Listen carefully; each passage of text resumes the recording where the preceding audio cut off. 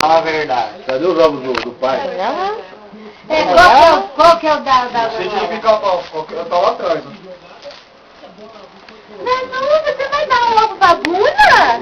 Você tem um monte de ovo. Ela ficou de inteiro. Esse, Bu. É, uma dela e uma do Bruno. Ó, põe aí. Então tá perto do Olha, Sua mãe vai comer chocolate e vai engordar 20 quilos. Nossa, eu quero também, viu? Vai comer sozinho. Nossa, tá linda, né? Tá diferente de novo. Já deixa separado. Esse é do Rony. Eu vou separar, né? Ah, esse aqui é lindo, né, gente? O tio Gui que deu pra neném. Ela tá meio com chocolate. Meu Deus. Vai engordar Olha a Coisinho da pasta. Coelhinho da Manuela! Eu vou pegar o que a minha mãe deu pra ela, porque a minha mãe, ela tá totalmente, né? Não aguenta mais. Deixa ela pegar. Quem tá não?